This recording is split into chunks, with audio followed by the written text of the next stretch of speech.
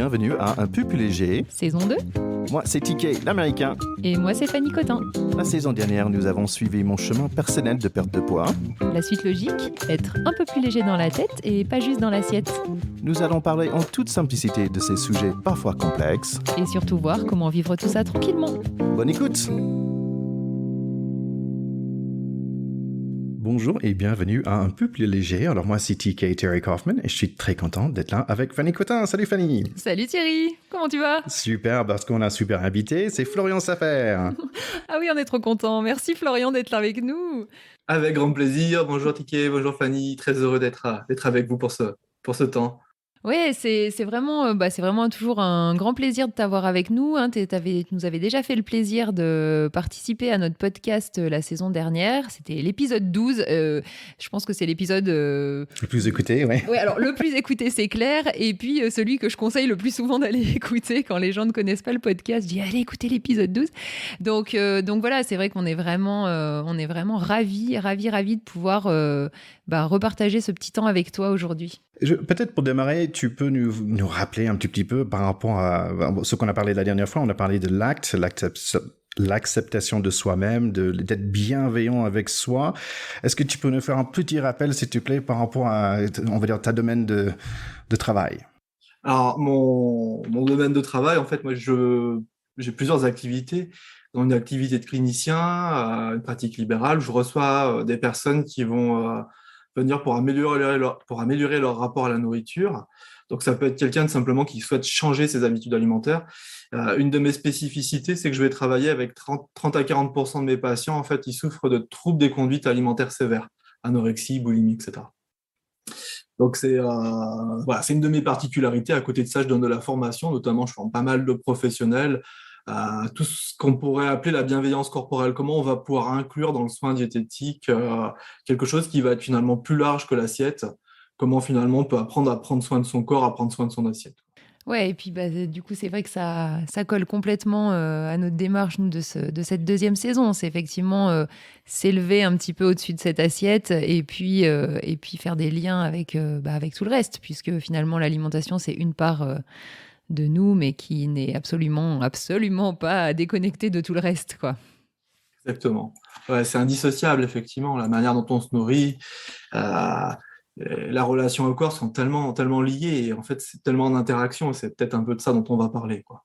Mais peut-être pour démarrer, en fait, un de nos épisodes récemment, c'était sur cette idée de apprendre à s'écouter, et on s'est rendu compte en faisant cet épisode, il y a beaucoup de moyens, et c'est pas si facile en fait de décortiquer tout ça. Est-ce que tu peux déjà nous guider, ou est-ce que tu as des conseils pour mieux s'écouter en fait? Alors, souvent, s'écouter, ça peut être quelque chose de très conceptuel, ça peut être très abstrait quand on dit faut s'écouter. Ça peut être ce qui peut être intéressant, c'est de se dire, finalement, l'écoute, qu'est-ce qu'on va écouter, quoi. C'est où on va porter notre attention. C'est toujours une question d'attention, en fait, l'écoute. Et notre attention, elle peut être tournée vers nos pensées. Et le problème de nos pensées, c'est que souvent, elles vont plutôt compliquer la donne. Je ne sais pas si vous avez déjà remarqué ça, des choses toutes bêtes. Vous êtes là pour un truc vraiment anodin. Vous êtes en train de choisir un blue jean et puis vous dites, oh là là, est-ce que je prends celui-ci, celui-là? Et vous essayez de penser vraiment le blue jean qui est le plus adapté pour vous. Est-ce que je prends un taille basse? Est-ce que je prends telle couleur? Et puis, plus on essaie d'utiliser notre attention et de tourner vers nos pensées, plus on voit que c'est compliqué. Donc, alors dans ces moments-là, peut-être qu'il est davantage intéressant de tourner notre attention vers des signaux, vers des informations qui sont un peu plus corporelles.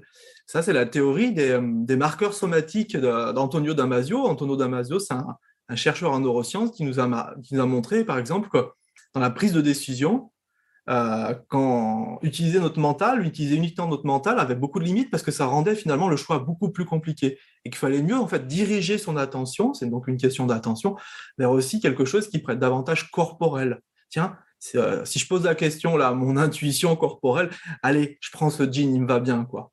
Je sais pas si vous êtes déjà arrivé à ce genre de situation, ça peut être des fois sur un dessert au restaurant, là, ah là, ils me plaisent tous, je sais pas lequel je vais prendre, c'est vraiment notre mental qui nous embrouille. Et donc, comment on va pouvoir tourner notre attention peut-être vers autre chose que vers notre mental.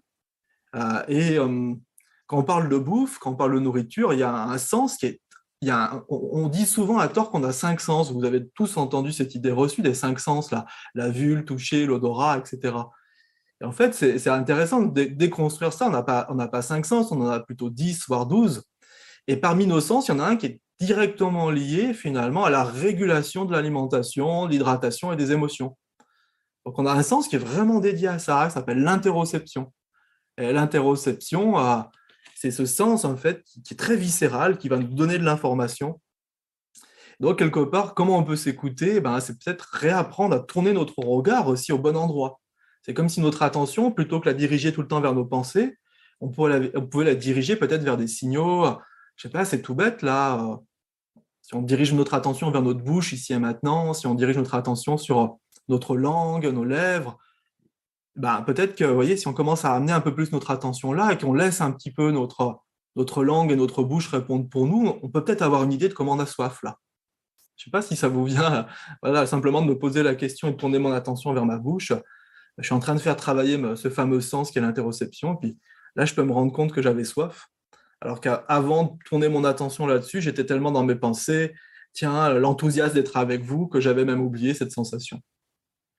Oui, c'est une question d'attention. Et puis, c'est un exercice à répéter, j'imagine, pour que ça devienne un nouvel automatisme, quoi. Parce que c'est vrai qu'on est quand même très formaté sur nos pensées. On a vraiment...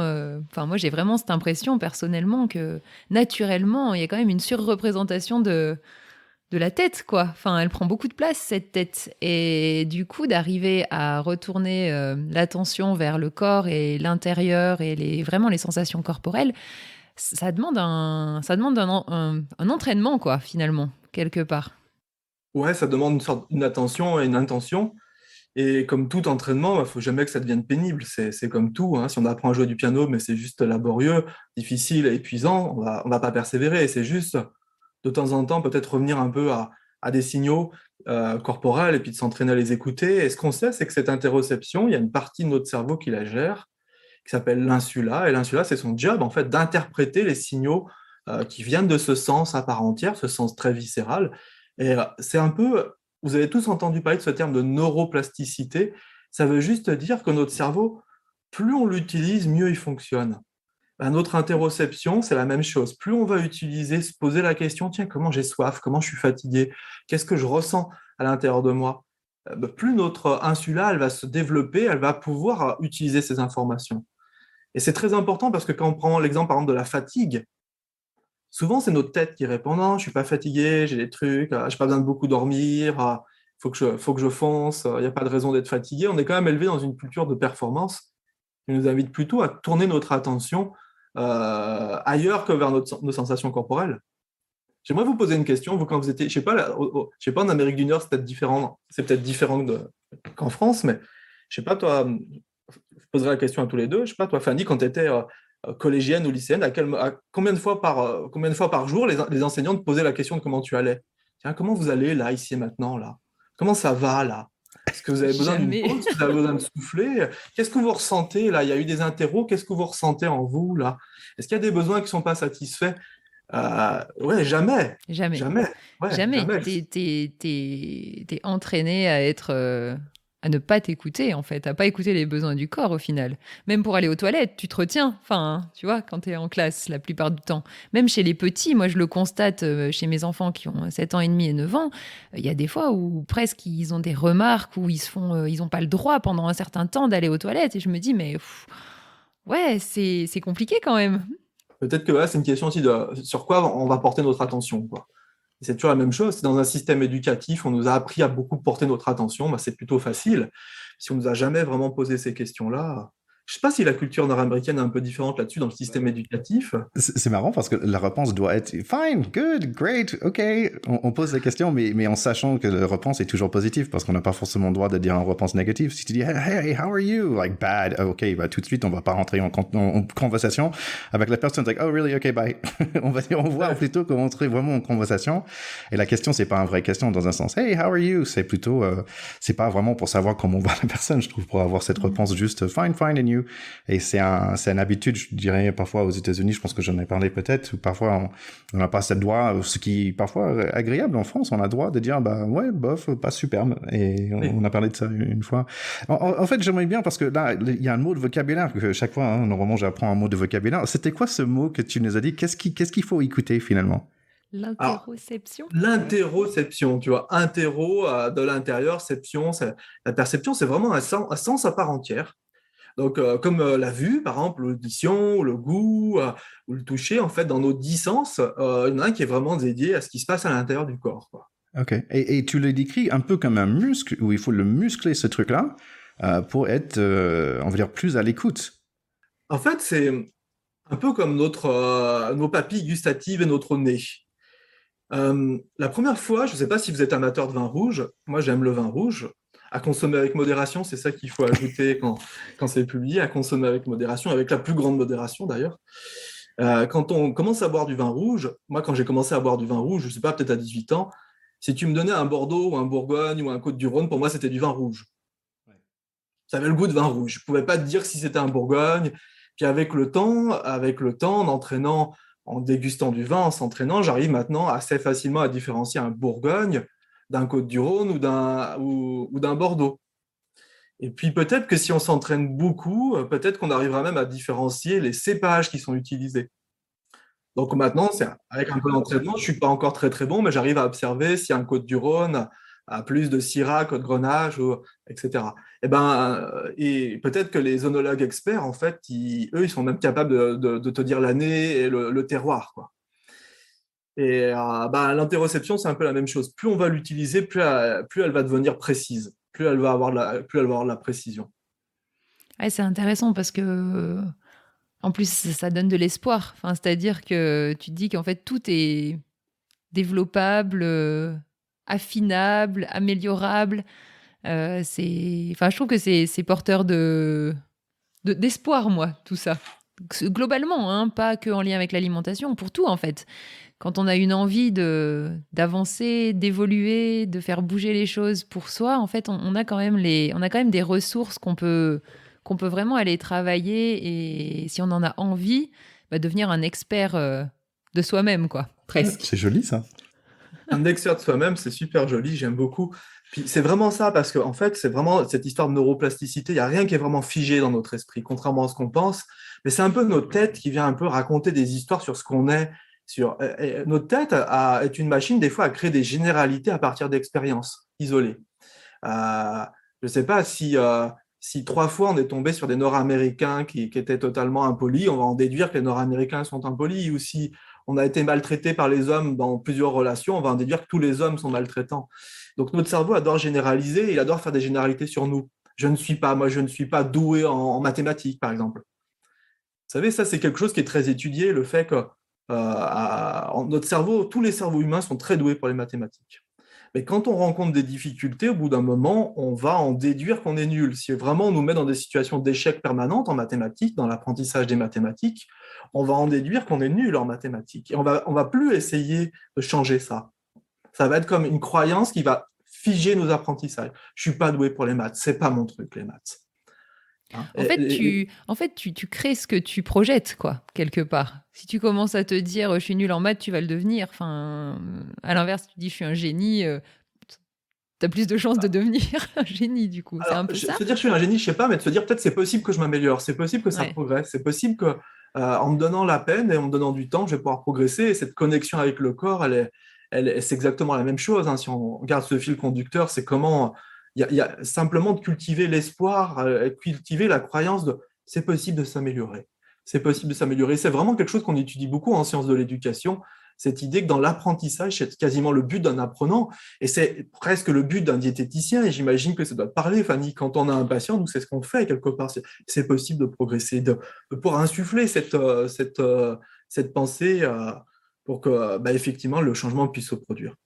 Notre rôle, c'est effectivement de redonner confiance finalement aux gens. Et puis, parce que le manque de confiance, c'est quand même quelque chose qu'on retrouve beaucoup, hein, dans les patients effectivement pris en charge diététique, mais globalement finalement, même dans plein d'aspects de relationnel, ce manque de confiance, c'est quand même quelque chose qui est hyper fréquent et qui du coup, encore une fois, moi je trouve téléguide, on est un peu les pantins de ce manque de confiance quelque part, parfois. Ce manque de confiance qui va se mettre sur différentes choses, mais je sais pas si tu vois ce que je veux dire, Florian. Tout à fait, tout à fait. Puis c'est important de voir un petit peu comment s'est construit ce manque de confiance. Parce que ce manque de confiance, c'est quelque chose qui est là, très, j'ai envie de dire, au moment présent, parce qu'on peut tous manquer de confiance si on est amené à faire quelque chose vraiment de très compliqué. Si je vous demandais de prendre la parole devant 2000 personnes sur un sujet que vous n'avez pas préparé, ça serait tout à fait normal de manquer de confiance. Et ce qu'on observe, c'est que c'est pas ce type de manque de confiance-là qui pose problème. C'est une sorte de manque de confiance qui est là un peu depuis toujours et qui a peut-être été appris dans l'éducation. Et on sait que les 8 premières années de notre vie vont vraiment aussi conditionner finalement comment marche notre mental, comment on réagit finalement aux situations. Et c'est ça qui est intéressant aussi à comprendre, c'est que beaucoup de patients qui vont venir voir un diététicien, ils ont ce qu'on appelle des schémas. Les schémas, en fait, c'est des choses qui sont construites mentalement, principalement dans les 8 premières années de la vie, et qui, du coup, ont un impact très négatif sur leur capacité d'adaptation. On devient les pantins, finalement, de ces schémas, quoi. C'est ça qui est aussi intéressant à identifier. Et tu nous as gentiment fait passer un parti c'est un nouveau livre que tu travailles dessus, et par rapport à ces schémas, et je trouvais ça très intéressant. Et en fait, il y a des moments où je me reconnais très bien aussi dans certains schémas, et pas du tout dans d'autres. Est-ce que tu peux nous éclairer un petit peu plus cette idée de schéma, mais aussi sur l'idée de, en fait, je pense que l'objectif, c'est être capable de reconnaître en fait où on est et comment on réagit et quelles sont nos actions qui, en fait, reconnaître quand on est en difficulté en fait. Oui, exactement. Alors, ce qui est déjà important à comprendre, c'est qu'un schéma, c'est quelque chose qui se construit en fait dans les 8 premières années de vie, notamment en réaction finalement à notre éducation. Un enfant, dans les 8 premières années de sa vie, il a besoin qu'on vienne nourrir chez lui plusieurs choses, notamment l'amour et l'acceptation. Donc, lui témoigner beaucoup d'amour et beaucoup d'acceptation.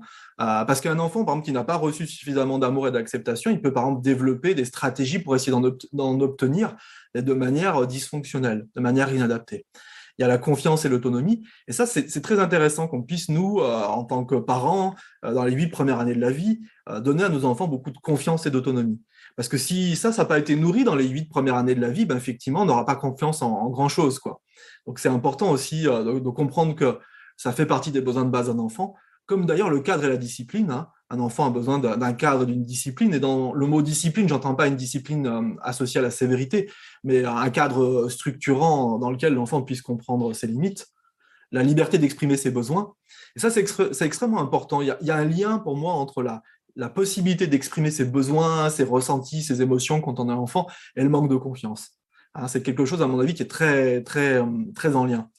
On a besoin aussi l'enfant a besoin d'apprendre la compréhension et le respect de l'autre, et puis le plaisir et la spontanéité. Et donc, en fonction de comment ces besoins ont été nourris chez nous, on va développer des schémas qui vont être plus ou moins adaptatifs. Et parmi les schémas inadaptatifs, parmi les schémas quelque part qui posent problème, il y en a un qui est qui va vous parler. C'est celui que j'appelle, moi, je l'appelle le schéma autocritique fort. Vous savez, c'est ce schéma, cette part de nous qui est tout le temps en train de juger et critiquer ce qu'on fait, qui est tout le temps en train de nous comparer de manière négative et puis qui est tout le temps en train de mettre la focale sur nos erreurs, comme si nos erreurs étaient finalement graves. Ouais, moi, ça m'a parlé pas mal, celle-là. Ça m'a titillé pas mal. C'était pas le plus grand, mais je me suis dit, ah, tiens, exactement, ça me parle dans mes notes. Quand je suis pas bien, je suis là. Oui, alors moi, c'est un schéma qui me parle pas trop. J'ai pas dû avoir cette carence-là. Ah, c'est bien. Donc, c'est intéressant, par contre, parce que du coup, généralement, heureusement qu'on ne cumule pas tous les schémas. Et puis, ces schémas, en fait, ils peuvent être un tout petit peu développés comme archi-dominants. Et quand ils sont un tout petit peu développés, généralement, ce n'est pas signe de souffrance, ce n'est pas source de souffrance. Quand ils sont archi-dominants, généralement, ça va être source de souffrance dans la relation qu'on a avec nous et avec les autres. Après, il y a aussi des schémas qui vont aussi beaucoup jouer avec le lien avec la confiance. C'est ce qu'on appelle, par exemple, les schémas d'exigence haute. Alors ça, typiquement, les schémas d'exigence haute, c'est qu'on a eu des très grosses exigences pour un enfant et on a surtout valorisé ses réussites plutôt que que ce qu'il est. Hein. Être aimé pour ce qu'on est, c'est très important. Être aimé, l'amour doit tout le temps, pour moi, l'amour qu'on témoigne à nos enfants et qu'on aurait dû recevoir en tant qu'enfant, aurait dû être inconditionnel. C'est-à-dire qu'on devrait témoigner de l'amour à notre enfant autant quand il est premier de la classe qu'au dernier, quand il arrive dernier du cross de l'école ou premier. Et on ne devrait pas survaloriser leur réussite. C'est très important, pour moi, c'est quelque chose sur lequel je suis hyper attentif. Je vois à quel point notre société survalorise la réussite. Bravo, je suis content de toi, tu as une bonne note, bravo, tu as gagné le match de foot, super, tu as bien joué. Et du coup, on devient un petit peu, quand on a eu cette éducation-là, où c'est nos réussites qui sont valorisées, peut-être avec des exigences très hautes, en fait, on va toujours devenir un peu dur envers nous. On va toujours devenir un petit peu dur parce que c'est un petit peu comme si l'amour qu'on se portait était tributaire des réussites qu'on pouvait avoir dans la vie. C'est très important. Et du coup, quand on échoue, on va avoir une aversion à l'échec parce que l'échec, ça serait ne plus s'aimer. Oui. Là, j'ai loupé, j'ai échoué. Là, je me suis planté dans mon mariage, je me suis planté dans, je sais pas, même des trucs vraiment plus bêtes. Je me suis planté voilà, j'ai fait une erreur dans mon régime. Là, j'ai mangé mon paquet de chips. Et là, j'ai fait une erreur. Du coup, je me déteste. Et l'amour que je me porte n'est plus, devient tributaire de mes réussites. Et donc, du coup, on voit le lien avec la confiance et les peurs que vous évoquiez tout à l'heure. Ça, c'est un schéma qu'on retrouve beaucoup, qui va se manifester par notamment une aversion à l'échec, se mettre la barre toujours plus haute, puis beaucoup de comparaisons sociales. Oui, c'est rigolo parce que moi, en lisant les différents schémas, alors bien sûr, comme toi, TK, il y en a certains dans lesquels je me suis reconnue, et puis d'autres dans lesquels tu reconnais les gens qui sont autour de toi aussi. Et, tiens Oui. C'est intéressant, ça éclaire vachement de choses. Et puis, ce que j'ai cru comprendre aussi, c'est que voilà, dans ce que tu dis, c'est que le schéma, c'est un peu l'extrême d'un certain type d'éducation ou de certaines carences quand ça devient problématique, quoi. Mais en fait, après, en dessous de ces extrêmes, on peut avoir finalement un petit peu de ci, un petit peu de ça, sans forcément que ça que ça colore complètement notre vie, mais qu'on ait des petites tendances sans être dans des schémas totalement problématiques. C'est ça? C'est ça, ouais. C'est ça. Par exemple, dans le schéma, dans le schéma autocritique fort, on peut tous un peu l'observer chez nous. Il est absent chez personne. On loupe un créneau en voiture, on se dit rarement, ça arrive, on se dit, oh là là, je suis un peu nigo, je suis pas débrouillard. On a tendance à venir rajouter un peu ça. Mais c'est pas forcément une source de souffrance. Et puis il y a certaines personnes, effectivement, dès qu'elles échouent quelque chose, tout de suite, elles vont partir dans « je suis nul, je suis bon à rien », de toute façon, je savais que ça allait arriver, etc. Et on voit à quel point là, ça peut poser problème. C'est comme ces schémas d'exigence haute. Ces schémas d'exigence haute, ils ne sont pas toujours source de souffrance. C'est toujours une question de dosage. C'est toujours une question de dosage.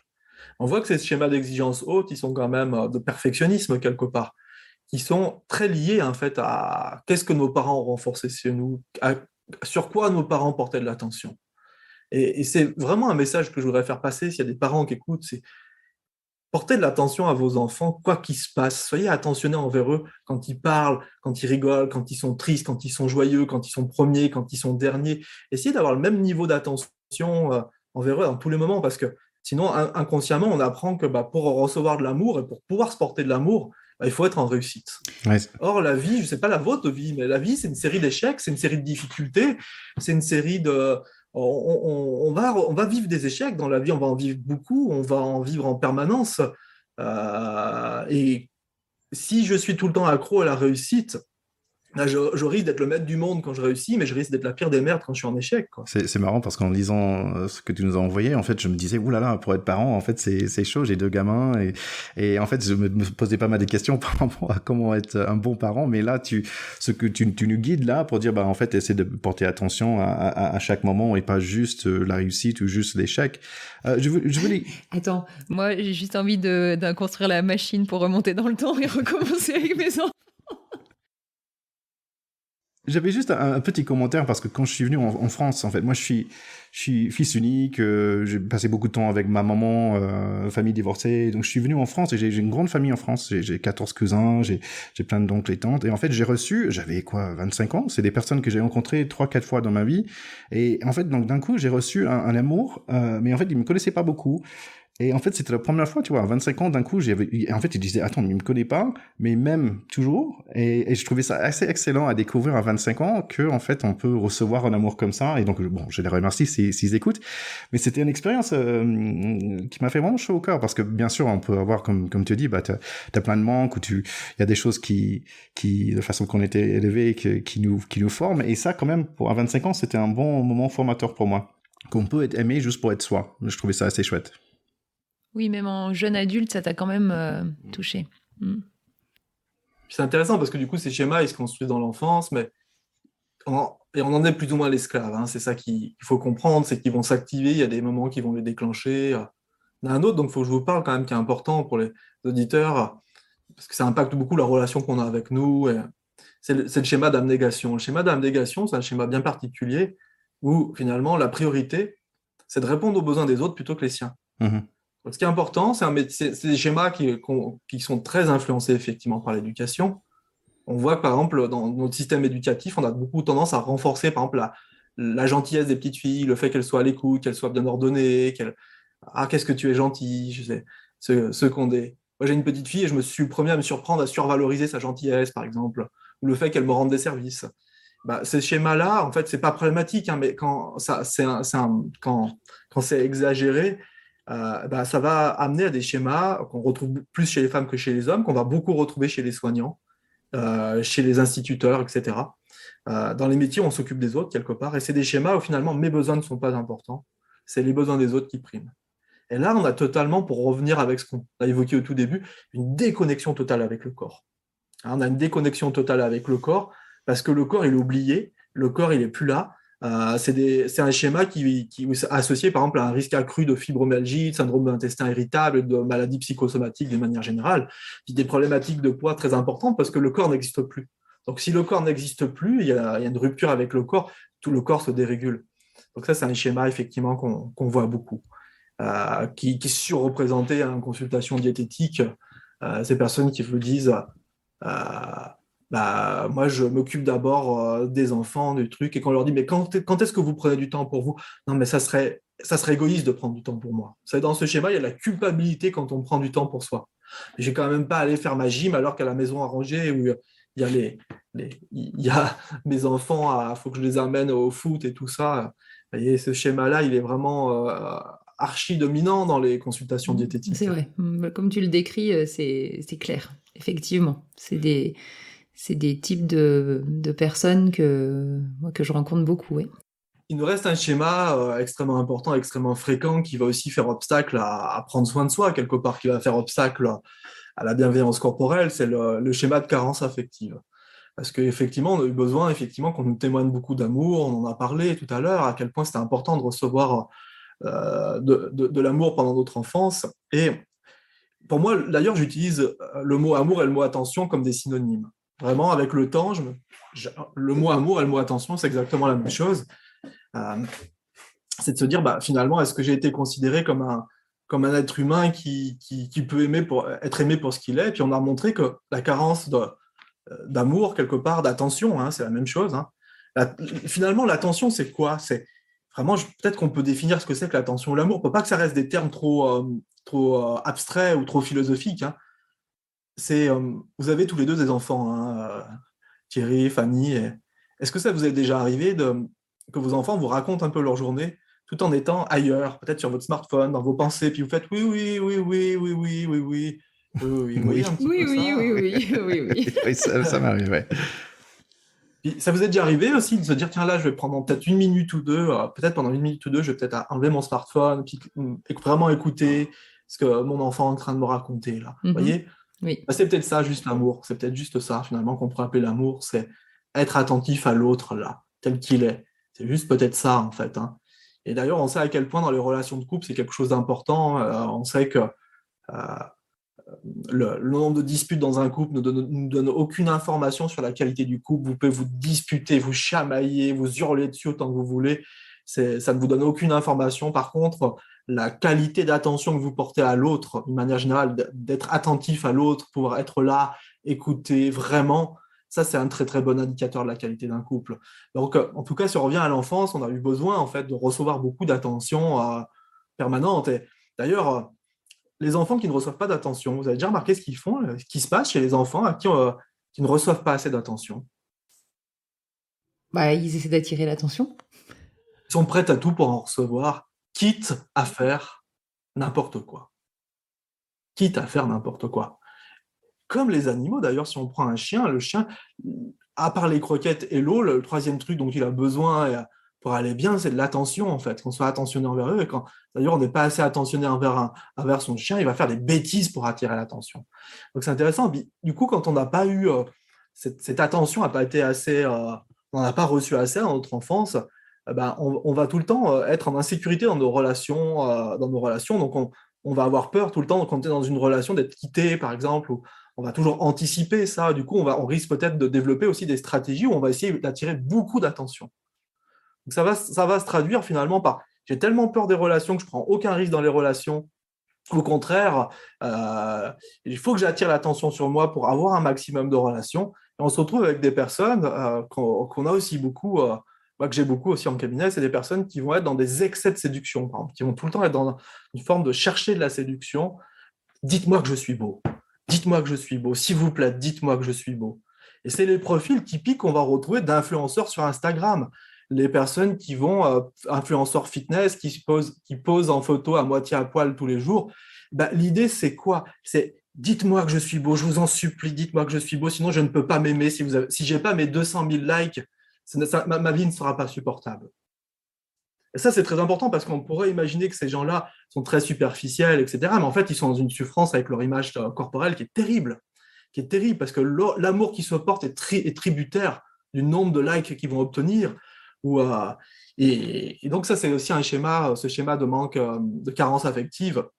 On voit à quel point il va impacter la relation qu'on a avec nous, mais avec les autres, parce que on le sent qu'on n'est pas dans un rapport de séduction qui est juste et harmonieux, on est dans une sorte d'hyper-séduction ou d'hypo, parce que vu que j'ai tellement peur du rejet, je prends aucun risque et du coup je me laisse aller et je traîne en survêt. Et de toute façon, qui pourra aimer quelqu'un comme moi? De toute façon, s'il m'aime, à un bout d'un moment, il finira par me quitter, donc autant pas prendre de risques. Donc ça, c'est un schéma aussi que moi j'aime bien travailler, bien aborder, ce qui peut prendre des phases vraiment opposées. À la fois, je traîne en survêt dégueulasse et j'ai renoncé à mon hygiène corporelle, j'en fais beaucoup dans ma séduction. J'en fais beaucoup pour attirer le regard un maximum, quoi. Je pense qu'on peut faire un épisode là-dessus parce que moi, je trouve ça vraiment intéressant, cette idée de pas forcément séduction, mais on a tous quelque chose qui fait intéresser l'autre et on est fait pour intéresser l'autre personne. Et parfois, on peut le faire et c'est pas grave si on le fait. Et c'est une bonne chose de le faire parfois, d'entrer dans un certain séduction. Mais je pense que c'est un sujet pour c'est pendant intéressant notre... parce que en off, on a discuté un petit peu avec Florian. Moi, c'est une question que je lui ai posée. Je dis, moi, j'aime plaire. Enfin, tu vois, il y a quelque chose. Et en fait, donc, comment tu sais si tu es dans un schéma ou pas? Et c'est vrai que ça nous renvoie sur notre question, enfin, sur une question que je trouve importante. C'est justement comment tu sais que tu es dans un schéma problématique ou est-ce que tu es finalement dans un schéma mais qui n'est, tu vois, pas trop problématique, ou est-ce que tu n'es pas du tout dans un schéma et que c'est juste, typiquement, là, dans cet exemple, un aspect normal de j'aime plaire, la séduction, il y a un côté sympa et je me sens à l'aise là-dedans. Oui, c'est important aussi de se dire, c'est pas chercher à être séduisant qui pose problème. On aime tous quand on sort chez le coiffeur, qu'on nous dit ah ça te va bien. On aime tous quand on a mis une belle tenue, qu'on s'est bien habillé, qu'on nous fasse des compliments. Ça c'est plutôt sain. Et on est des animaux sociaux, faut pas l'oublier. Et donc les animaux sociaux, on est quand même attentif. Parmi nos besoins de base, il y a le besoin d'appartenance, etc.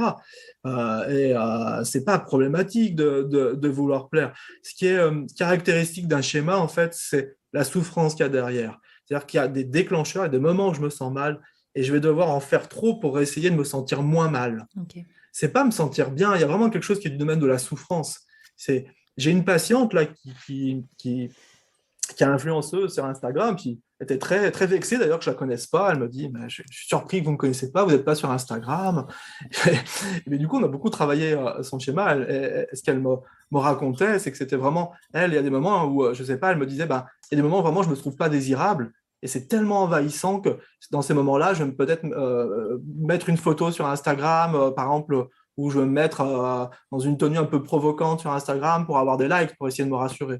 Donc, il y a vraiment un déclencheur, un moment où je me sens en très grande vulnérabilité. Il faut que je corrige ça. Il faut que je corrige. Elle me racontait aussi qu'à une période de sa vie, quand elle sentait cet inconfort émotionnel de ne pas être assez plaisante, de ne pas assez être, elle pouvait aller dans une soirée, draguer un mec pour le ramener et avoir des rapports sexuels avec lui parce que ça la rassurait quelque part sur son pouvoir de séduction.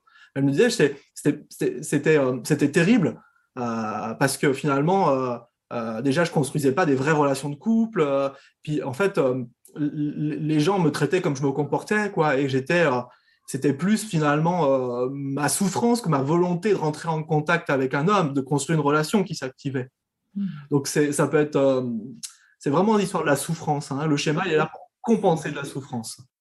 Oui, et encore une fois, finalement, on est les seuls à pouvoir avoir notre réponse, de savoir si on a l'impression d'être dans un schéma ou pas. Moi, quand tu me décris de la souffrance et tout ce que tu me décris, je dis non, clairement, c'est pas du tout, voilà, ça ressemble pas du tout à ce que moi je perçois. Mais c'est vrai que au final, oui, tu es un peu seul à savoir qu'est-ce qui te pousse à faire les choses. Qu'est-ce qu'il y a à l'intérieur? Est-ce que c'est de la souffrance ou est-ce que c'est un côté plus positif, quoi? Tu vois? C'est ça. C'est ça, en fait, quand c'est un schéma, tout schéma, c'est toujours la même chose. Il y a de la souffrance. Je vais agir pour essayer de supprimer cette souffrance, de me sentir moins mal. Ça marche un peu à court terme et je reviens à ma souffrance, qui même augmente un petit peu. Donc, je me sens mal, j'ai besoin d'avoir un peu d'amour. Je vais mettre une photo de mes fesses sur Instagram, voilà, en string sur la plage. Je sais que je vais avoir des likes. Ça va en même, mais finalement, 1 heure après, ou 2 heures après, ou un jour après, eh ben, ma souffrance, elle revient. Et du coup, c'est presque comme quelque chose d'addictif. C'est aussi ça aussi. C'est de se dire, aimer séduire, c'est tout à fait normal, mais est-ce que c'est quelque chose d'addictif? Est-ce que c'est quelque chose qui me sert à contrôler ma souffrance quelque part? Et du coup, qui m'enchaîne à ma souffrance, parce que du coup, je suis dépendant de ça, comme du tabac. Hop, je suis en manque de tabac, je fume, ça va mieux, mais du coup, je suis de nouveau en manque. Il y a quelque chose qui est du domaine de l'addiction. Et c'est marrant parce que dans ce que tu nous as envoyé, tu parlais de se muscler. En fait, c'est la deuxième fois qu'on parle parce que déjà, il faut se muscler, cette histoire de se muscler dans son intuition, sa façon de prendre des décisions qu'on a parlé tout au début. Et après, il faut un peu se muscler pour gérer chez Schéma, en fait, de mieux se reconnaître et de comprendre ses déclencheurs et de comprendre qu'on est en difficulté. Et c'est quelque chose qui est revenu assez souvent dans notre podcast aussi. C'est que quelqu'un va pas forcément chercher de l'aide sans être dans l'inconfort et sans être dans un, on va dire, un moment difficile, et donc il faut se muscler parce que peut-être ces schémas sont assez lourdes aussi. Oui, c'est de nouveau muscler notre attention. C'est de nouveau, il y a des situations, c'est comme si on appuyait sur un bouton et ça se déclenche. Et bim, et une fois que j'ai appuyé sur le bouton, c'est terminé, quoi. Et juste déjà de pouvoir, avec beaucoup de... Ce qui est important, en fait, quand on veut travailler un schéma, il y a une chose qui est vraiment fondamentale, c'est vraiment de pouvoir nourrir ça de patience, de bienveillance, de bonté, et de ne pas rajouter des couches, parce qu'on va continuer à se faire avoir par notre schéma. Et c'est juste dire, déjà, je vais essayer de mettre un peu de conscience sur qu'est-ce qui me déclenche ce schéma. Quelles sont les situations dans lesquelles je vois ce schéma s'activer, où je rentre dans ma logique de perfectionnisme, où je rentre dans ma logique d'hyperséduction, où je rentre dans ma logique d'autodénigration, juste déjà de repérer un petit peu les situations, c'est déjà une étape, et puis de repérer en fait l'activation de notre mental. Parce qu'on n'est pas tout à fait notre mental. On peut être notre mental, comme embarquer dans notre mental, comme on peut être l'observateur de notre mental. Donc déjà, c'est important de pouvoir se dire, tiens, là, je commence à repérer ce schéma qui s'active. Je commence à repérer cette pensée, parce que dans un schéma, il y a des pensées, en fait, qui sont tout le temps les mêmes. Il y a une dizaine ou une quinzaine de pensées qui sont tout le temps les mêmes et qui tournent en boucle. Alors, dans le schéma d'abnégation, c'est je ne le mérite pas, je n'y ai pas le droit, ou c'est pas important, ou l'important c'est les autres, etc. Dans les schémas de perfectionniste, il faut que je réussisse. Si tout n'est pas parfait, autant pas le faire. Donc il y a tout le temps les mêmes pensées. C'est important de pouvoir s'entraîner à repérer les déclencheurs, on appelle ça les triggers, les pensées qui sont activées et du coup les comportements qui en découlent. C'est déjà on arrive à avoir une conscience de ça, une position un peu méta d'observateur de ça, on va pouvoir progressivement s'en détacher. Ça demande vraiment de mettre beaucoup de bienveillance aussi envers soi pour se détacher d'un schéma. Vraiment beaucoup de patience, beaucoup de compassion aussi. Hein. Et c'est marrant parce que la bienveillance, on a bien parlé la première fois, notre premier épisode ensemble, tous les trois. Florian, comme chaque fois, c'est un vrai plaisir de parler avec toi. J'espère te revoir à un autre moment aussi, parce qu'il y a tellement de choses. Je pense que Fanny, t'es un peu comme moi. Tu dis, bah, tiens, on commence un sujet et j'ai envie de passer 2 heures. Mais peut-être, je vais essayer de faire le petite graine aujourd'hui, parce qu'il y a quelque chose dans ce que tu as dit. Tu as dit que l'attention, c'est l'amour, et se porter attention à soi-même, c'est aimer soi-même. Et je pense que c'est un bon mot pour s'arrêter là. Ouais, super, Ouais. ça me va bien.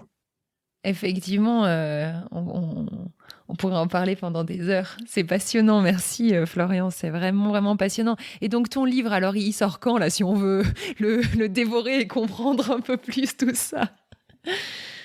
Il va falloir, on va être un petit peu patient parce que normalement c'est prévu pour octobre, donc chez Solar. Voilà, c'est certainement octobre. C'était prévu pour septembre. Effectivement, on préfère travailler un peu plus sur le bouquin, retravailler certaines parties. Ça sera plus sur octobre. Et tu connais déjà le titre? Alors, on n'a pas arrêté encore un titre. On a plusieurs titres là, qui sont potentiellement sur lesquels on pourrait s'arrêter, mais on n'a pas encore défini. Ça pourrait changer. On a un titre là, mais il ne sera certainement pas définitif. Du moins, donc je ne vais pas trop communiquer sur le titre, mais en tout cas, le thème, ça sera vraiment autour de la bienveillance corporelle et de nos 3 axes qui sont finalement se reconnecter. On a commencé par ça, c'est rigolo. Vraiment, comment recréer cette connexion, agir pour le corps et avec le corps, comment on peut devenir un acteur engagé qui peut prendre soin de son corps, qui peut agir et se libérer justement, notamment de nos schémas. Comment on peut rester un acteur engagé, comment on peut continuer à prendre soin de notre corps et agir avec lui et pour lui en étant un peu moins l'esclave effectivement de notre mental et de nos réactions émotives. Bah super, donc j'invite à nos chers écouteurs d'aller suivre Florian Safer sur Instagram et sur Facebook, et comme ça ils sont au courant quand le bouquin va sortir. Merci beaucoup Florian d'être là avec nous. Merci beaucoup. Merci beaucoup pour l'invitation.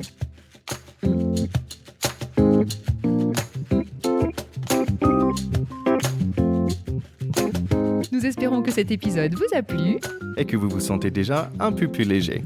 Merci de partager sur les réseaux sociaux, likez notre Instagram et laissez-nous un review sur Apple Podcasts. Et si vous cherchez une diététicienne, je connais une très très bien. Allez sur Facebook et cherchez Fanny Cotin. Et écoutez aussi les autres podcasts de TK. Back to Pot sur le rugby et Baguette sur la France, but in English. À bientôt. Bye bye.